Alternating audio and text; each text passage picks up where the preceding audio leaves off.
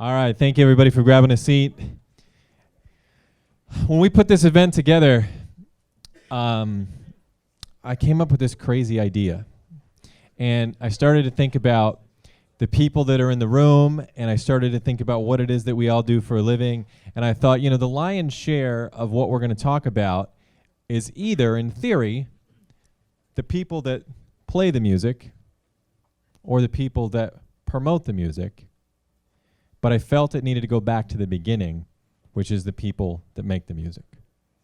And if you go all the way back to the opening keynote that I did, we talked about an experience is more important than a product. And we showed how that was the nucleus of everything else that grew off of it. So this panel that Jill and I are hosting here, which we call Anatomy of a Hit, I want you to think of that graphic, and I want you to think about how in the middle there's going to be the art and then everything that comes around it. So that's kind of the concept of what we're going to talk about. I feel like, well, first let me introduce Jill Strada from Cox Miami. Hello, hi. Hi. Hi, everyone. I feel like everybody in this room got into this business because there was a certain song somewhere that made them feel something, right? We're going to talk about that today. And I feel like somehow, probably because Jill's here, we have like a superstar team of people that are like joining us today. 100%. Right? Hello. Right. So typically, if you saw me this morning or if you've ever seen me speak, I don't use notes, right? But when I was looking at Mike Caren's profile here, I was like, there is so much cool shit on here that I don't want to mess this up. So the first person coming to the stage is Mike Caren, the producer and songwriter, CEO and founder of Artistic Partner Group. Now, that name in itself is very much who Mike is, which we're going to talk about today. He's worked with Elektra, Atlantic, Warner, and written or produced, and there were like so many artists that I was like, which ones do I want to pick? Written or produced songs with or for Bruno Mars, Beyonce, Kanye West, Flo Rida, and many more. In total, if this is accurate, this is Wikipedia, Mike, so you could just shit on it. Mike has signed or co-signed 19 platinum or gold selling artists. Mike Caren. Hello, Mike. All right, Mike. Okay, well, I have the pleasure of introducing you to Hit Boy. Hit Boy is an extremely talented producer. He his sound expands not just hip hop, not just R&B. He goes to pop. He's worked with Kanye West, Jay-Z, Drake, Wayne, Eminem, Beyonce. Okay, let me go. Travis Scott, Nipsey Hussle, 50 Cent, Justin Bieber, Snoop, Chris Brown, Kendrick Lamar, Selena Gomez, and Ariana Grande. He's been nominated for awards. He's won a Grammy. Please join me in welcoming Hit Boy, who I just met backstage for the first time.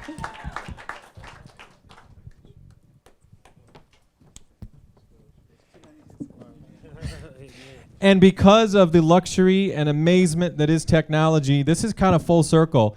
Last year, our keynote speaker was Scooter Braun, and Scooter was on the road, so Scooter FaceTimed in and did the keynote, all right? So in theory,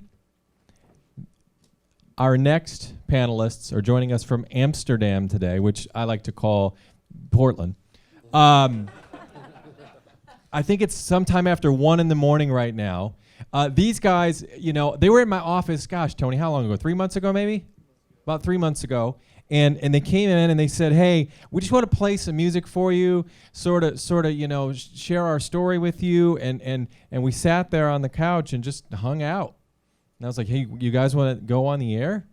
Sure. By the way, that's a rule break now, right? You can't just put people on the radio, right? And we sat there and we listened to a bunch of music, and then I just politely asked, I said, can we like world premiere your music for you today? And they're like, absolutely. So as they stood backstage at the Ariana Grande show, they turned on Live 95.5 and got to hear their music for the first time on the radio. And even still, they had that goosebump moment, which we're going to talk about today. So, man, these guys are producing. These guys are touring. These guys have, I think, a song that every single person in this room that's in the appropriate format put in last week. On the big screen, fingers crossed, Social House. Hey! Hello. Hi, everybody. Hey. It worked. I love it. Hey, what's up? This really I want to do a little bit differently. I want to go back to the moment where we're fans again, right? And we're not, radio people or label people or research people. I want to go back to where we're fans, and I want to talk with all of you guys about that process. And when Jill and I were going through, what do you want to ask? What do you want to say? I was like, well, this would be cool, and this would be cool, and look at this story. Do you remember when you first heard this song? I remember. Where were you? Oh, we were in your car in Orlando, and da-da-da, and like we went through that whole thing, and I was like, wait a minute, that should be what we talk about. So, unbeknownst to some of you, we've done a little research on all of you, and we're right. And we're going to run through some questions that we want to know. And then if we are doing well on time, we also want to give you guys in the room a chance to ask questions to the panel as well. So I'll let you start, Jill.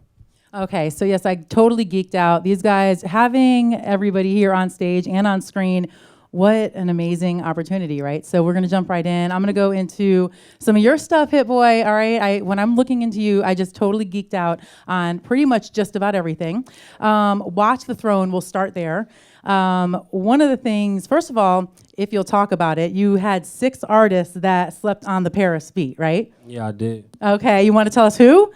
I ain't gonna go into names. Okay, but you know how to dig the dirt. You could probably find interviews online of me talking about it before. So take us on the journey with the whole Watch the Throne sessions and renting out that hotel in New York to everything else. The Watch the Throne sessions, that was like 2010, I want to say, or something like that, close to 2011. I got a call from Kanye because I did a Christmas song called Christmas in Harlem for Kanye, and he wanted me to come work on more music. So this was my first time going out the country. I go get my passport. I fly out to Abu Dhabi, and literally, like, when I got there, Kanye was like, oh, I'm not feeling the vibe here. We're going back to the States. So it's like literally first time, 16-hour flight, and I had to come right back to the States. We flew to New York, worked on a bunch of music. He introduced me to Jay-Z. We worked on songs that I was excited. I thought they was going to make the album. They didn't even make the cut. The Niggas in Paris song, which ended up being, which some people consider, I guess, one of my biggest songs ever, that came through an email. I had just sent that beat through an email, so we didn't even work on it in any of those sessions that I was in for Watch the Throne. We did a bunch of other songs that everybody was hype about. I was hype about. None of those songs made it, and Niggas in Paris was the song that made it.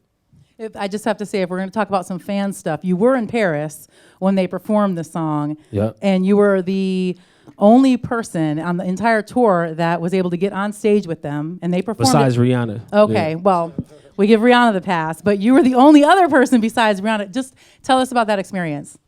That literally was not planned at all. I went to the show. They did 2 back-to-back shows in Paris, performed the song like 10 times a night or something like that. And literally, I'm faded out my mind, going crazy, like having a blast first time over here. I go walk up to the front of the stage. Jay-Z literally pointed me out and was like, come up here. So I'm looking around like, all right, cool. So go up on stage, and yeah, that was just it was a moment. Yeah, I can imagine that. I'll go into just one more thing, and then I know Phil is gonna jump in too. But what song didn't make the album? That you were working on a song, it didn't make the album. Talk about that.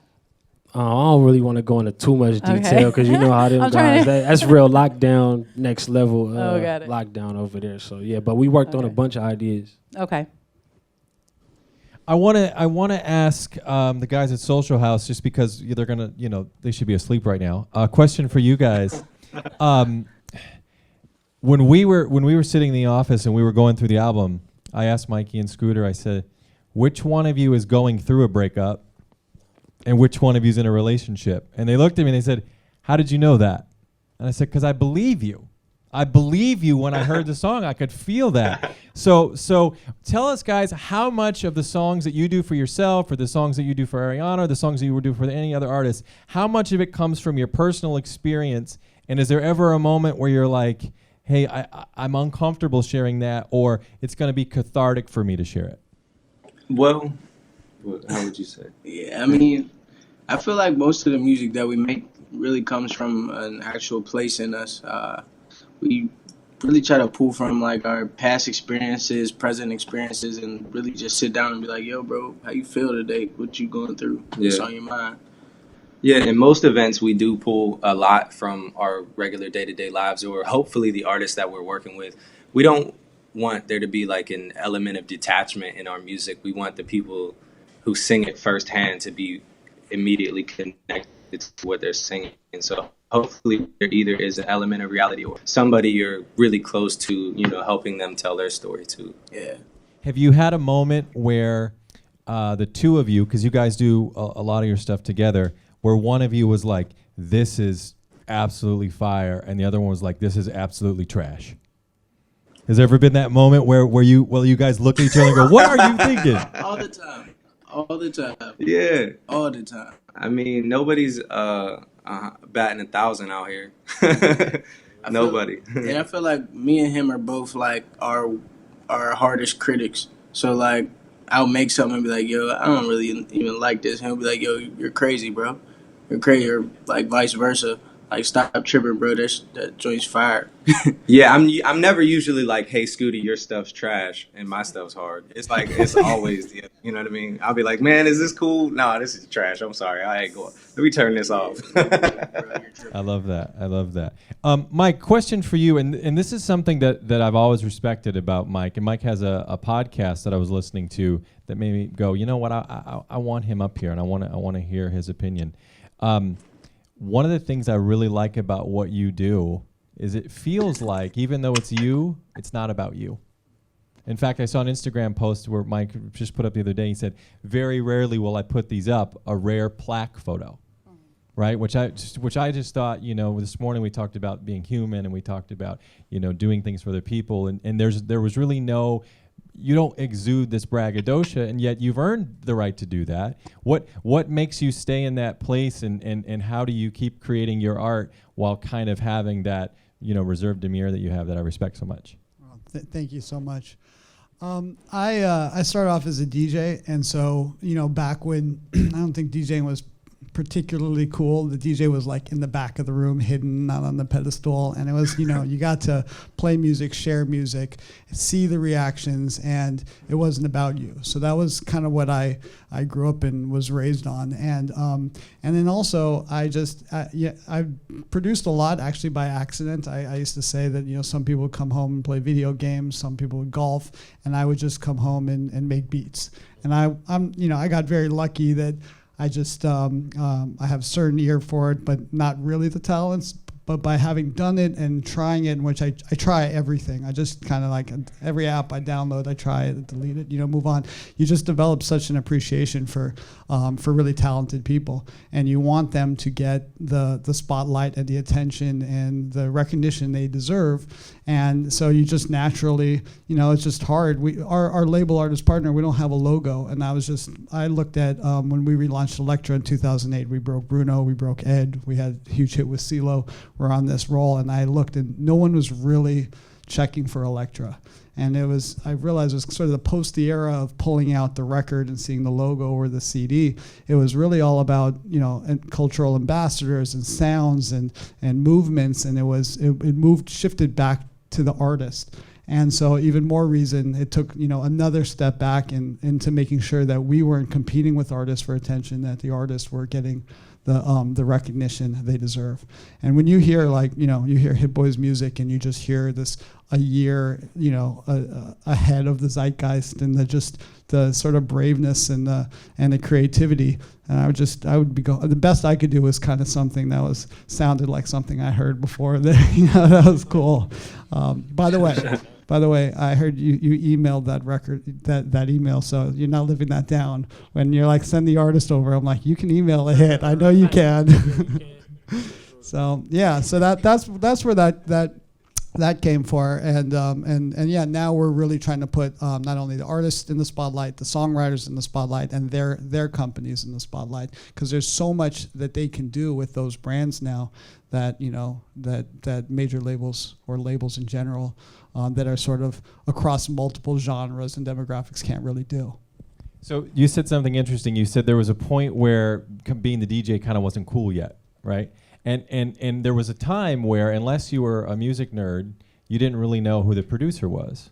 Well, now the producer's cool, just like the DJ's cool, right? And so there's this change in this thinking, which I just completely love, because art is art, and it doesn't matter to me if you make it with your vocal cords or if you make it with a keyboard.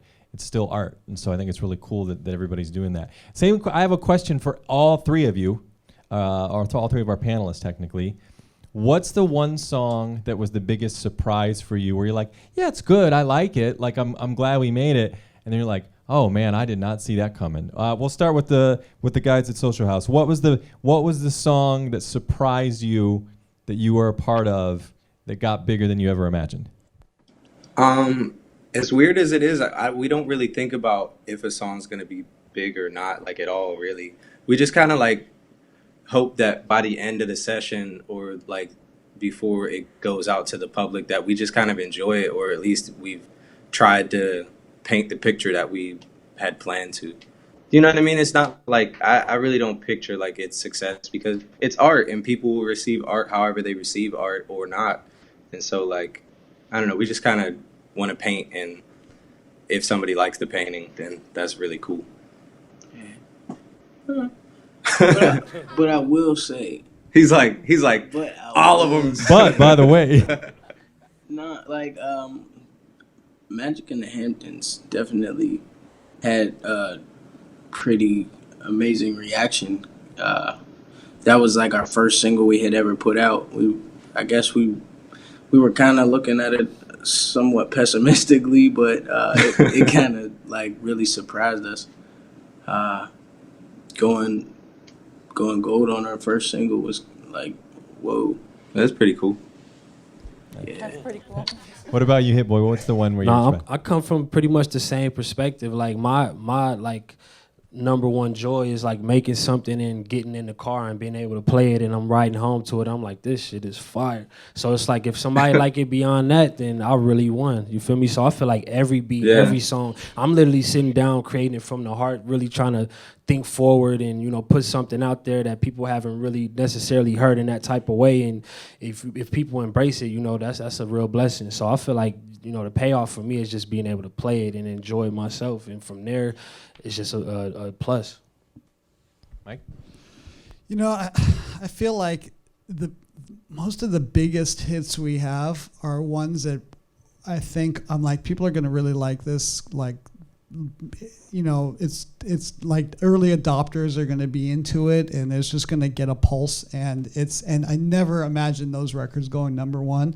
Those are like Bozzy Mine, or I remember Jason Derulo, Talk Dirty. I was trying to convince them to Warner Brothers to put that out first, and I was like, they're like, do you think it's a hit? I'm like, I don't know, but it's just new and fresh and just different, and he needs a reset, and like just it's just a good look to come different, you know.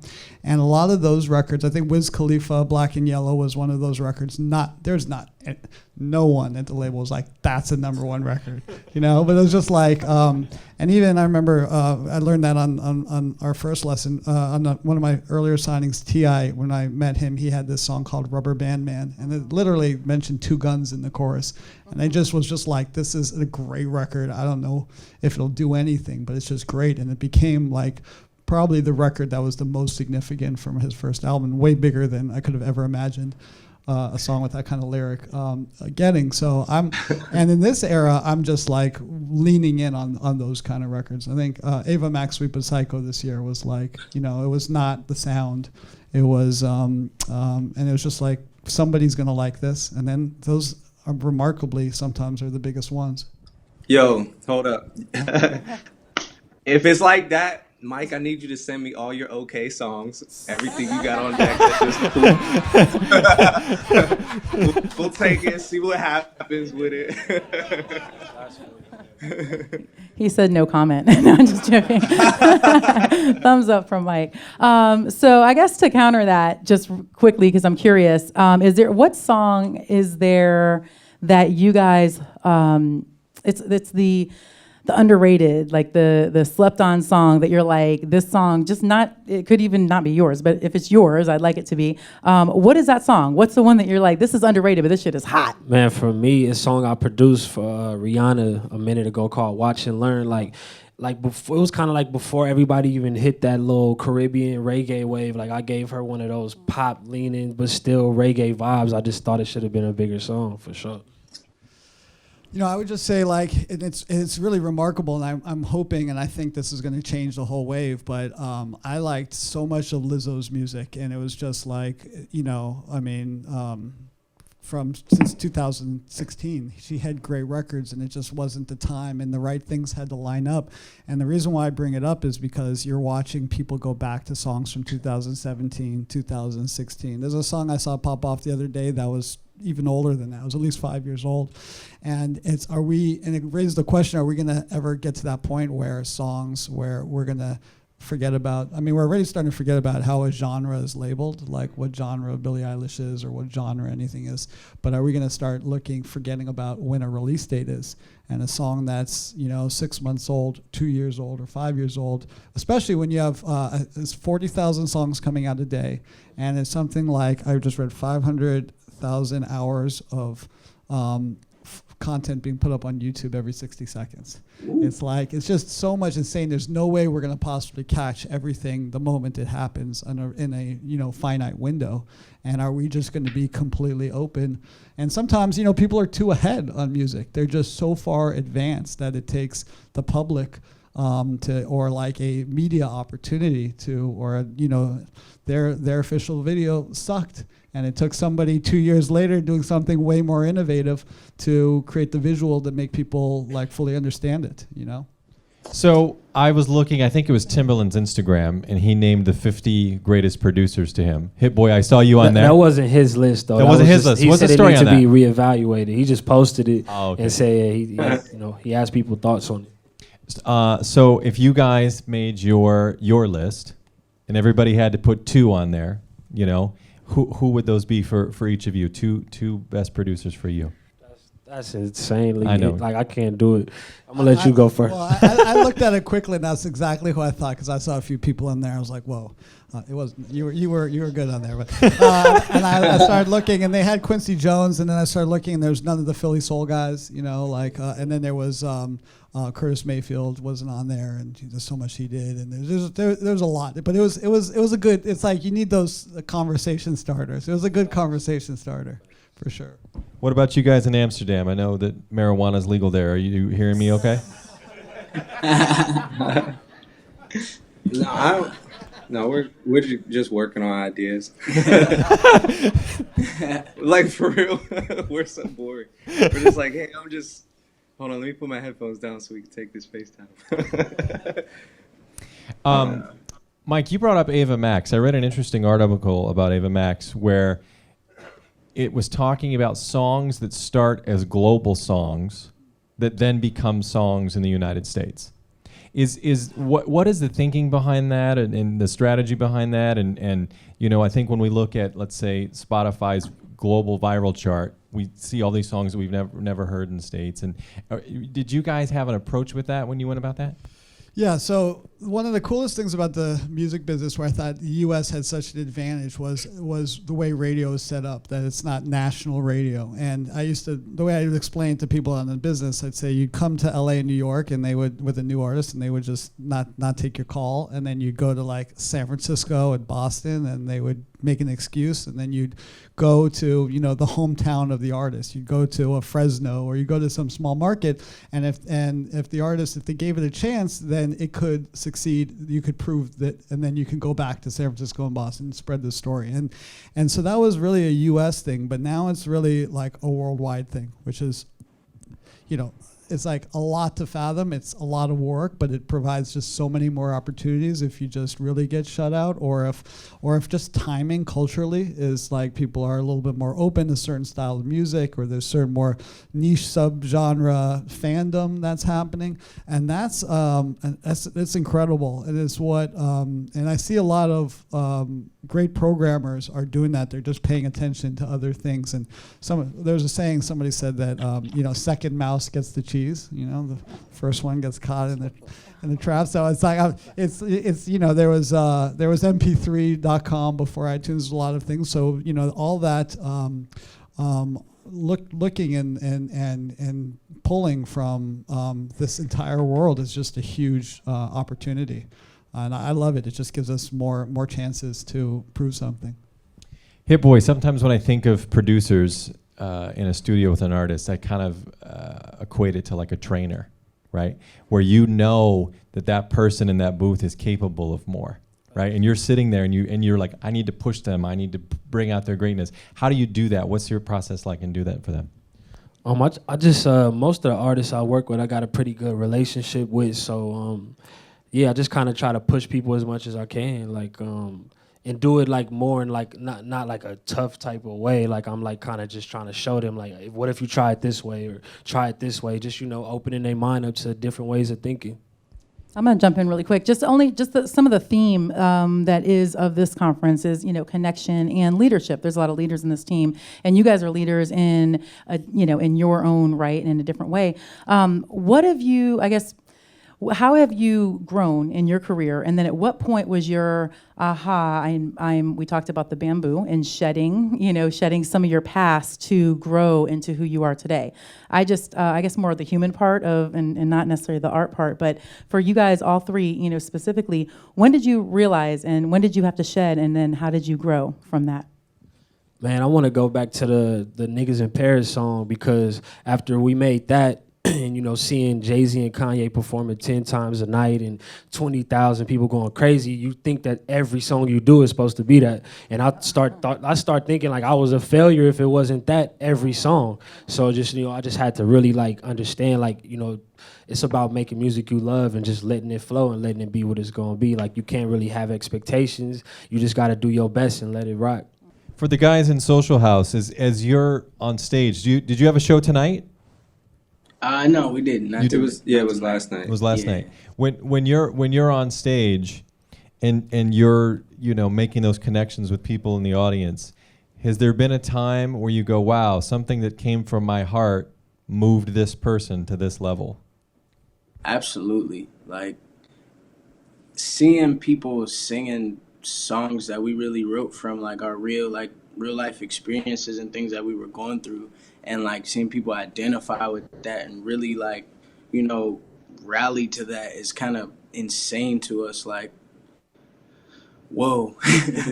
Yeah, it's really cool. Like even outside of like the stage, like say if we're just happen to be playing one of our songs for somebody who we maybe have just met, like sometimes that person will be brought to tears because of like the music that you literally felt. And so it's so weird to like, but it's also really beautiful to see somebody like connect with something that you connected to so deeply, and to see like people actually feel again in a lot of different ways. It's really, I don't know, it's really beautiful. And it's kind of like, I don't know, like Hit Boy was saying, it makes you want to like get back in there and like, I don't know, makes you really want to try.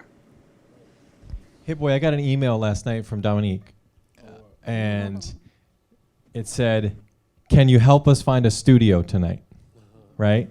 So when that art comes to you, when that moment comes to you, you have to do it no matter where you are. No matter where you are. What was happening last night that made you don't have to share anything secretive, but how do you know it's time to get into that room no matter where you are?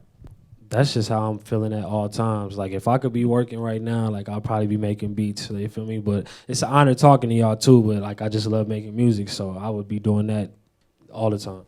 Just going off of loving music, you're also not just producing, but you're also an artist. And how are you harder on yourself than you are on artists in the booth that you're working with? Most definitely. Like I just look at it, I don't know, I'm kind of coaching myself, like you said, like, and also working with so many great artists, I get to just pick up on just natural instincts and just like, okay, this person does it like this, I can try this and add my own flair to it, and I'm just always looking to grow. When Mike and I had a call before this, and you said something, you shared a really cool story, and I had talked not too long ago with our programmers and anybody that would listen to me about genre bending. And I was talking about how, Kane Brown is on an EDM country song, and Lil Nas X is making trap hip hop songs. And you had brought up Billie Eilish, now we can't define it, and all this genre bending that's happening. And you had told a story when we were on the phone about how there was the perception of what an Ed Sheeran fan was versus where he had originally been taken to the traditional media sense and where he is now. I just thought that was a really cool story, if you'd mind sharing it. Oh, well, yeah, so I guess that story is relative to when we were first, so Ed Sheeran is a one-of-a-kind artist that I was a part of from the early days, and really an honor and interesting story where he basically won an MTV contest in the UK and got a single deal, and the label looked at him, the label that inherited that MTV contest, and decided it wasn't for them, and they took that song, he took that song and put it out independently along with an EP and then another EP and another EP, and 18 was one of those records and built a fan base. And there were 3 singer-songwriter EPs, and he followed that up with a EP collaborating with all grime rappers. And it was just something that no one in that genre had done, and he kind of built his first fans on SBTV, a YouTube channel, which was usually a hip-hop YouTube channel, and he was the only singer-songwriter on there.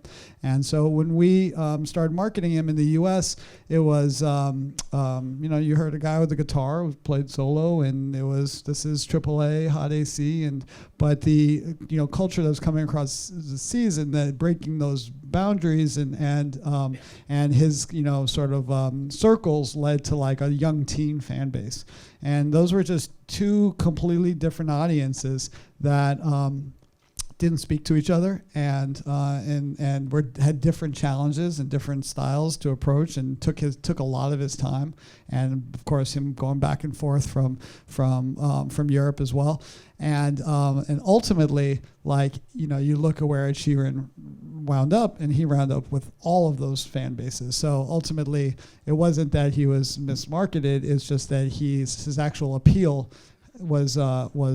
had such a wide demographic range, and so how to approach those sort of challenges, those great artists that really could connect with everybody, but the sort of systems that we have in place as an industry, we sort of follow too far, too closely, and we're stuck to. We all grew up with genres. I mean, I don't know everybody when they were a teenager and they went to a record store, but when I went, that record store wasn't fully stocked deep in every genre. If depending on your neighborhood, it might have a tiny rap section, or I remember I was having a conversation earlier today where I remember going to New Orleans and there'd be a record store that only had rap records, or a punk records or whatever it was. So this generation doesn't have any of that. You start talking about genres and they start looking at their phone because they just start tuning it out because they don't care, and how to reach those fans. Is tricky because some artists have dynamic appeals that go, and I think we started talking about data, and data is such a great conversation, but data and all of that is only as good as its input. It's only the data that we have accessible is only like a fraction of representing people. It's like they're pulling from some limited APIs that are available, and then they're trying to extrapolate that into society, and it's impossible. One day it'll be scary when they have everything, but it's really not there yet. So it's you may be looking at a certain slivers of demographics on certain slivers of information, and you have to do a lot of guessing, and it can't be done. No judgment could be made entirely on that because you're only seeing a part of a picture. It's kind of like going to a venue and seeing an artist and putting blinders on and listening in one ear and only hearing a song. It's a piece of the puzzle. I think the people in the room probably want to ask these guys some questions. So Jill and I'll bring it here to a wrap in a second. You guys, in my opinion, are kind of futurists. And what I mean by that is you tend to have a crystal ball where you can see things a little bit before the general population. We got to hear the Big Sean record that you did today. That there wasn't one person in here whose head wasn't nodding, right? And you're welcome. And you passed what I call the cell phone test, which is, do I like this enough to not look at my phone, right? And you did that. And so you found a sound before everyone else really lived in that, and they responded to it. If you guys, and this is, we'll start with Social House here on my left.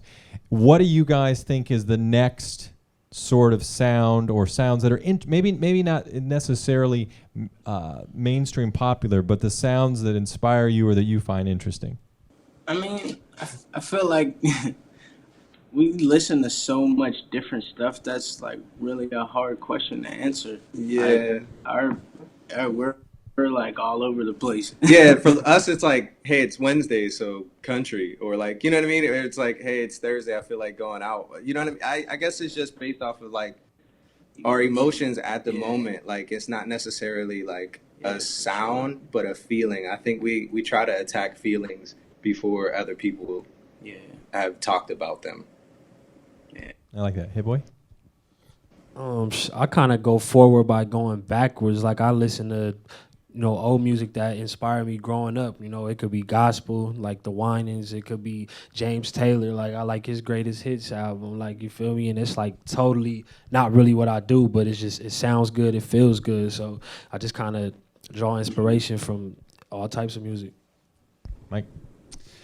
I think the global access is making international music, Afrobeat and the Brazilian, the baile funk, and just accessible to everybody. But when it's sort of all those influences are not necessarily being put together in a methodical way. It's like when I hear people, singer-songwriter telling me they grew up on Alec Benjamin, grew up on Eminem. You don't hear Eminem through Alec Benjamin, but you're like, those couple rhyme patterns. You understand where it came from, but it's happening organically, not in in the old days, the sort of contrived studio. Oh, the producer, I'm going to mix this with this, and it's seeing it more happen right from the artist, and really creative, and because it's so natural.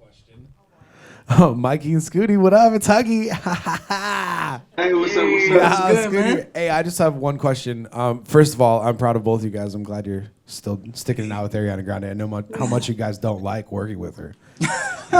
Just kidding. You guys are dope. Hey, Mikey, question specifically for you. I was wondering if anybody ever told you look like Roger from Sister Sister. Got him. Just kidding.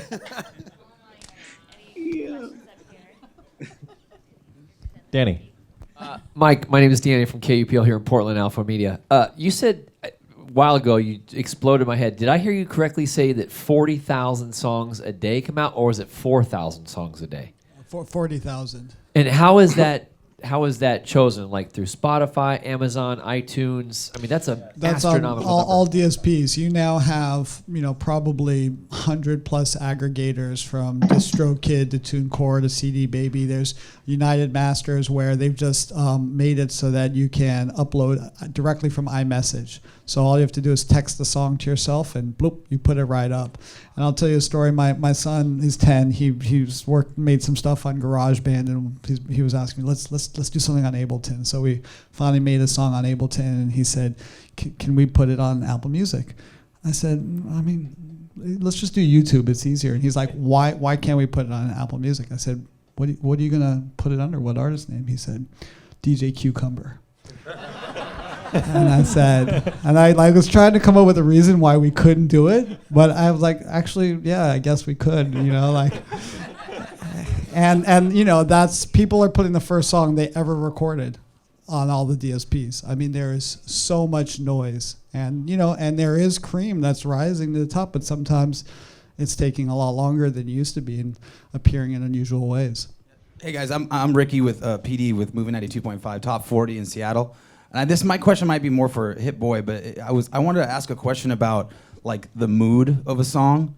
And a lot of the times I feel like the mood of a song comes from the instrumental or the production or the beat almost first. And when you get about a quarter or halfway into a song, do you already kind of think like, this beat that I've now put together, it kind of has a sad feeling to it almost, or it might bring out a sad emotion from a listener, or vice versa. This is pretty hard. Like this is a fun party song. I mean, the song "Rest in Peace" Nipsey Hussle. I did his last record ever, Racks in the Middle, and just the way that song feels, like the choirs in it, the vocals, is kind of like a Negro spiritual almost, you feel me, mixed with some modern hip hop drums. So it's like, it definitely is a mood and it's an emotion that I'm trying to give off way before the artists even come to the studio. And do you present that to them? That's what the next question I was going to ask. Like, once you finalize it, do you propose that to them first, or do you just say, "Here's the beat. What do you think?" I mean, it's no really one specific way to do it. Like, most of the time they show up, I play music, and we just get going. Like, you know, whether it's a hook idea, like Racks in the Middle had Roddy Ricch on it before Nipsey heard it, and when he heard it, he wanted to put it out as his first single, and yeah, I mean, it's just kind of whichever way it happens. That song was actually supposed to be your song, right? Yeah, that was supposed to be my record. Yeah. That's crazy how that went down, though. That, like, look how that's meant to be, right? I don't know who this question is for, any of you guys. One thing that we've been seeing kind of with radio, but also just overall, is younger kids listening to older music. Not only, Phil, you brought up the genre bending, but it just seems like there's no, and one of you brought up the age thing, kids listening to 80s music, 70s music, whatever it is. But one thing I've noticed is, at least with hip hop and pop, what do you think's contributed to the tempo decrease the last 4 or 5 years? And do you see that kind of coming around? Feels like we're getting some more tempo back into the music. Legalization of marijuana.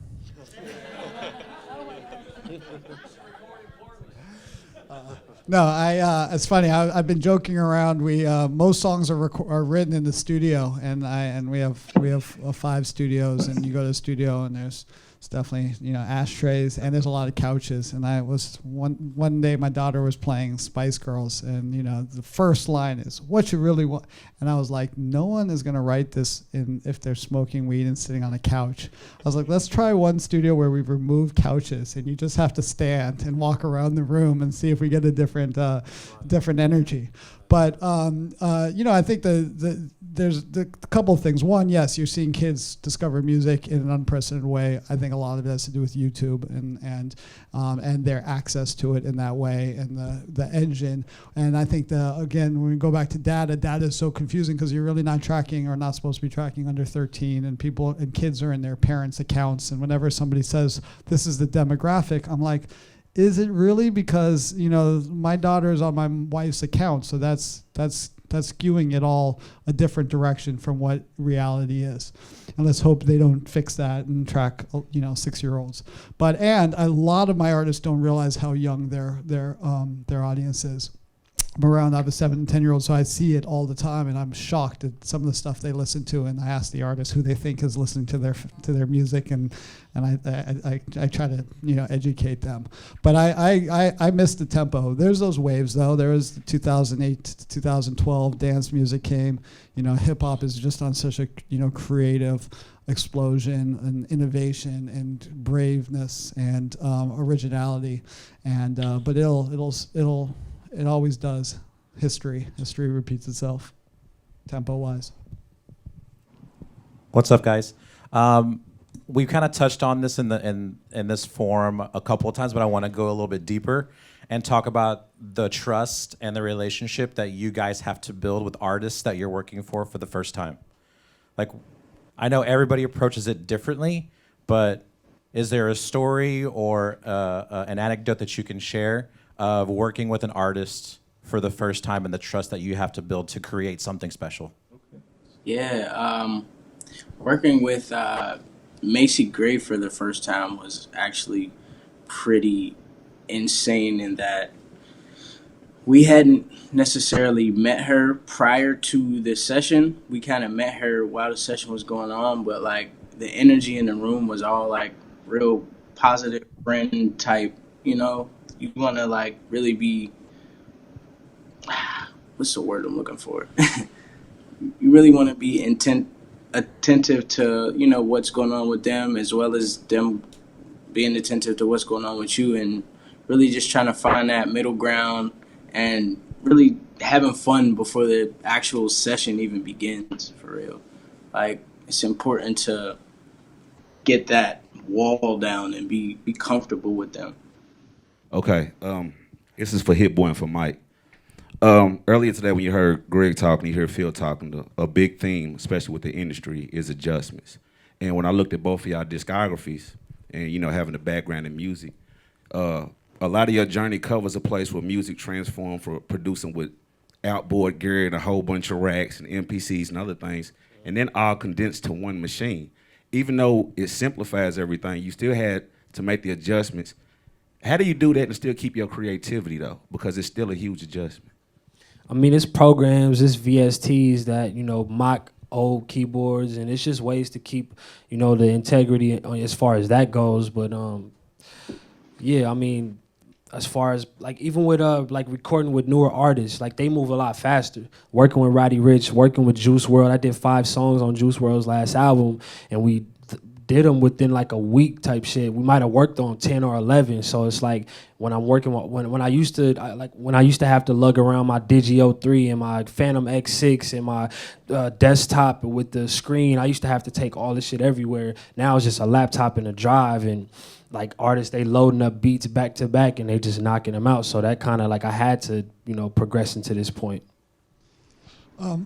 You know, music is always like great artists has always adapted to technology and taken advantage. And you know, the Beatles had access to some of the first multi tracks that allowed them to do different things, and mellotrons and reverb. And it's always been that. And great artists are always just going to be. I read Herbie Hancock's biography, and it was just insane how he was just early on music videos, early on synthesizers, early on CD, and I think great artists have to have like no fear. I mean, it's and I guess coming back to one of the other questions about dealing with new artists, before it used to be showing them how to do things, and now it's like more anything building confidence, because I want to get at least our artists in a mindset of not being afraid to put out music, not being afraid to take risks.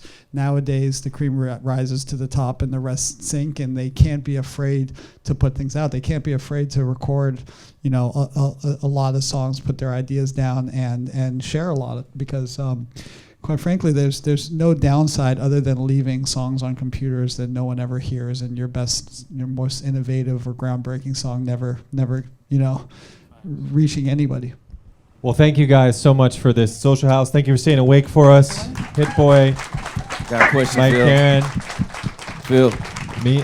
one more question. Oh, We'll do one right last front. question. Okay, one more question. Last one. This was for Hit Boy. I'm DJ Q. I actually had the opportunity of hearing a song. It's probably about 3-4 years ago by Hit Boy. It was called Bussin', and I love that record. So I hit you up directly, and really, a lot of people don't know that you put out music personally. So are you working on something currently, and how can we hear it? Because we never know until interviews like this, because you, for sure. you don't leak them. No, I'm coming with a whole new project. I got a group with Dom Kennedy called Half a Mil, courtesy of Half a Mil, and I'm also doing my solo stuff. So I got a project coming out before the end of the year. I got a single dropping. The video is coming out within the next 2 weeks. So yeah, definitely be on the lookout. I appreciate it. Thank you guys again so much. This was awesome. Thank you guys. Go to sleep.